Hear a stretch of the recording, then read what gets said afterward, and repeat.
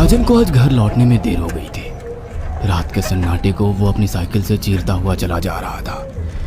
वो गांव की नदी तक पहुंचा ही था कि तभी उसे नदी के पास एक काला साया दिखाई दिया जो नदी के किनारे पानी को घूरे जा रहा था। इतनी रात को नदी के पास देखकर राजन के ना जाने क्यों रोंगटे खड़े हो गए। उसे ऐसा महसूस हुआ मानो उसके पैर साइकिल के पैडल पर जम गए हो। राजन कपकपाते हुए होठों से बोला, कौन है वहां पर? राजन ने इतना बोला ही था कि अचानक वो साया बिजली की रफ्तार से दौड़ता हुआ राजन के नजदीक आ गया। राजन की नजर जैसे ही उस साये पर पड़ी, उसके हलक से एक भयानक चीख निकल गई। इस घटना के 1 महीने बाद अर्जुन का सारा ध्यान ड्राइविंग पर था। उसकी पत्नी शिखा कार में ड्राइविंग सीट के बगल में बैठी हुई एक मैगजीन पढ़ रही थी। शिखा ने मैगजीन रखकर अर्जुन की ओर देखकर कहा, और कितनी दूर रह गया है तुम्हारा गांव अर्जुन? बस थोड़ी दूर रह गया है, आधे घंटे में हम पहुंच जाएंगे। तुम्हारे चेहरे पर इतनी टेंशन क्यों है? टेंशन क्यों नहीं होगी शिखा, मैंने अपनी माँ को बगैर बताए तुमसे लंदन में शादी जो कर ली। पता नहीं माँ तुम्हें देखकर कैसे रिएक्ट करेगी। डोंट वरी अर्जुन, मुझ पर भरोसा रखो। तुम्हारी माँ को मनाने की जिम्मेदारी मेरी है। आई होप शिखा ऐसा ही हो। यकीन मानो अगर ऐसा हुआ ना तो मेरे ऊपर से एक बहुत बड़ा बोझ उतर जाएगा। अब मुस्कुरा भी दो यार। अच्छा, तुम बता रहे थे कि गांव में तुम्हारी बहुत बड़ी हवेली बनी हुई है, कुछ बताओ ना अपनी हवेली के बारे में। अरे 15 मिनट में हम वैसे भी पहुंचने वाले हैं, तुम खुद देख लेना। कुछ ही देर में अर्जुन अपने गांव वीरपुर अपनी हवेली में खड़ा हुआ था। अर्जुन की मां अर्चना देवी अर्जुन के स्वागत के लिए हवेली के बाहर खड़ी हुई थी। अर्जुन ने दौड़कर अपनी मां के पैर छुए और डरते हुए बोला, ये शिखा है मां, मेरी पत्नी। हम दोनों ने लंदन में शादी कर ली। अर्जुन की बात सुनकर अर्चना देवी मुस्कुराकर बोली, कोई बात नहीं बेटा, एक ना एक दिन तो तुझे शादी करनी ही थी। इतना बोलकर अर्चना ने अपनी बहू को गले लगा लिया और वो अंदर आने का इशारा करती हुई वहां से चली गई। अर्जुन को अपनी माँ का ये बिहेवियर देखकर बहुत ज्यादा हैरत हुई। उसे उसकी माँ इस बार बहुत बदली हुई सी लगी। अर्जुन पूरे 10 साल बाद लंदन से आया था। अर्जुन उन्हीं ख्यालों में खोया हुआ था कि उसके कानों में उसकी पत्नी शिखा की आवाज टकराई। अब क्या बाहर ही खड़े रहने का इरादा है क्या? अंदर नहीं चलोगे? कौन से ख्यालों में गुम हो गए? मुझे लगा था माँ को मेरी शादी के बारे में जानकर बुरा लगेगा, मगर माँ को तो जैसे कोई फर्क ही नहीं पड़ा। अजीब आदमी हो, ये तो अच्छी बात है। मुझे मेहनत करने की जरूरत ही नहीं पड़ी। चलो अब अंदर भी चलो। अर्जुन और शिखा अंदर की ओर चले गए। अर्जुन ने देखा कि उसकी हवेली में सन्नाटा पसरा हुआ था। उसे याद था कि उसकी हवेली में बहुत सारे नौकर चाकर हुआ करते थे। डाइनिंग टेबल पर डिनर के दौरान अर्जुन अपनी माँ से जो बोला वो सुन उसकी पत्नी शिखा और रहस्यमय अंदाज में मुस्कुराकर लगातार देखे जा रही थी। माँ, हवेली के सारे नौकर कहाँ गए? मैंने सबको छुट्टी दे दी बेटा। लेकिन क्यों माँ, तुम्हें तो काम करने में बहुत ज्यादा तकलीफ होती होगी। नहीं बेटा, मुझे कोई तकलीफ नहीं होती। कुछ वक्त से मुझे सुकून और सन्नाटा अच्छा लगता है। अर्जुन इससे पहले अपनी माँ से कुछ कहता कि उसकी माँ ने उसे बोलने से रोक दिया। अर्जुन चुपचाप खाना खाने लगा। खाने के बाद अर्जुन और शिखा बेडरूम में चले गए। अर्जुन बेड पर सोच में लेटा हुआ था, सो गया, मगर शिखा की आंखों से नींद कोसों दूर थी।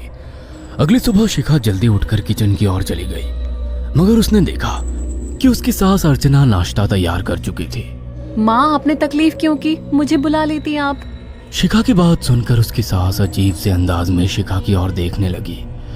उनके देखने के अंदाज में पता नहीं ऐसा क्या था कि शिखा को अपने रोंगटे खड़े होते हुए महसूस हुए।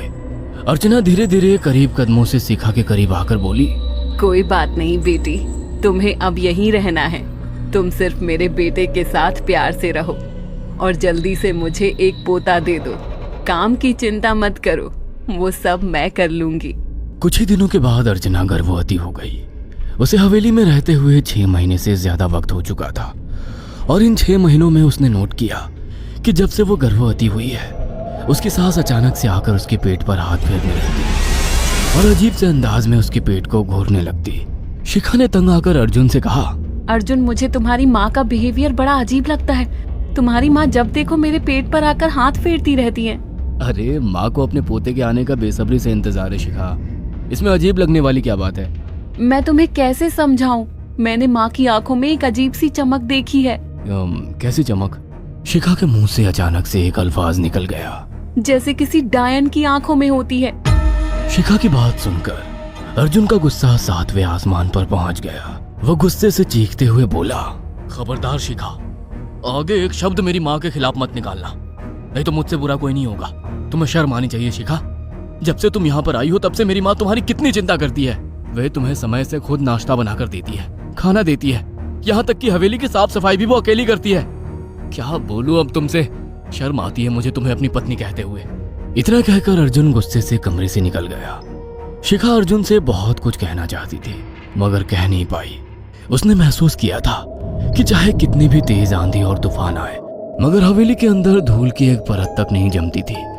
और दिन ब दिन अर्चना के चेहरे की झुर्रियां कम होती जा रही थी। ऐसा लगता था मानो वो जवान हो रही हो। शिखा के अब 9 महीने कंप्लीट हो चुके थे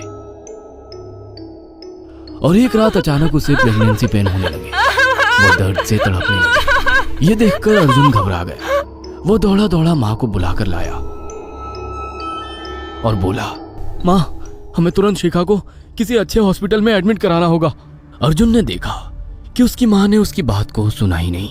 वो तो बस शिखा के गर्भ की ओर आंखें फाड़ फाड़ कर देखी जा रही थी। अर्जुन एक बार चिल्लाकर कहा, माँ, हमें शिखा को इसी वक्त हॉस्पिटल में एडमिट कराना होगा। नहीं, शिखा की डिलीवरी हॉस्पिटल में नहीं, इसी हवेली में होगी। लेकिन इस हवेली में आपके और मेरे अलावा कोई नहीं है। तभी शिखा दर्द से तड़पने लगी। अर्चना ने अपने बेटे को धक्के देकर कमरे से बाहर निकाल दिया और दरवाजा बंद कर लिया। अर्जुन हक्का बक्का रह गया। अर्जुन दौड़ता हुआ गांव की ओर गया। उसने देखा कि गांव में एक पेड़ के नीचे गांव के सभी बुजुर्ग इकट्ठे थे। उनके हाथों में जलती हुई मशालें थीं।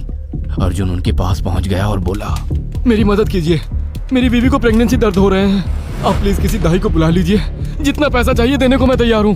तभी उसके कानों में गांव के सरपंच की आवाज टकराई, बेवकूफ लड़के, तू अपनी बीवी को एक डायन के यहाँ पर मरने के लिए छोड़ आया। क्या कहना चाहते हैं आप? आप जानते हैं आप क्या कह रहे हैं? वही जो तू सुन रहा है। तेरी माँ एक डायन है। इन गांव वालों के हाथों में जो मशाले देख रहा है ना, हम तेरी ही हवेली में आग लगाने जा रहे थे। तेरी माँ ने इस गांव में ना जाने कितने नौजवानों को मार कर खाया है। तेरी माँ एक डायन है। लगता है आपका दिमाग खराब हो गया है। आप जानते भी हैं मैं कौन हूँ? हाँ, मैं जानता हूँ। तू ठाकुर धीरेन्द्र प्रताप का बेटा है। तेरे पिता को शक हो गया था कि तेरी माँ एक डायन है, इसीलिए उन्होंने तुझे हमेशा उससे दूर रखा।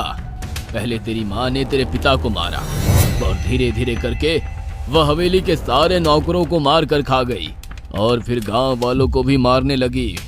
और अब तो तेरे होने वाले बच्चे को खाएगी, क्योंकि डायन को नवजात शिशु का मांस खाना बहुत पसंद होता है। अगर मेरी बात पर यकीन नहीं है तो चलकर मेरे साथ तो खुद अपनी आंखों से देख ले। इतना कहकर सरपंच अर्जुन को लेकर हवेली की ओर चल पड़ा। उसके पीछे कई लोग थे जो जलती मशाले पकड़े हुए थे। हवेली के अंदर घुसकर उन्होंने उस कमरे के दरवाजे को तोड़ दिया जहाँ पर शिखा थी। कमरे का मंजर देखकर अर्जुन के रोंगटे खड़े हो गए। उसने देखा कि उसकी माँ एक बेहद भयानक रूप में उसके बच्चे का मांस खा रही थी और उसकी पत्नी शिखा फर्श पर मरी हुई पड़ी थी और पूरा फर्श खून से लाल था। अर्जुन को अपनी आंखों पर यकीन नहीं आ रहा था कि तभी उसकी माँ उसके ऊपर झपटी। सरपंच ने चीखकर कहा, अरे इस डायन को आग लगा दो, जिंदा जला दो इसे और साथ ही इस हवेली को भी। सभी लोगों ने जलती हुई मशाले डायन के ऊपर फेंक दी। देखते ही देखते डायन दर्द से चीखने और चिल्लाने लगी और कुछ ही देर में वो जलकर राख हो गई। हवेली में आग लगते ही सभी लोग अर्जुन को खींचकर बाहर ले आए। अगले दिन अर्जुन अपनी पत्नी की यादें साथ लेकर आंखों में आंसू लिए दोबारा लंदन वापस चला गया। अगर आपको हमारी ये कहानी पसंद आई हो तो इसे लाइक और शेयर करना ना भूलें। साथ ही ऐसी और नई कहानियों के अपडेट्स पाने के लिए हमारे चैनल अक्षु टीवी को जरूर सब्सक्राइब करें।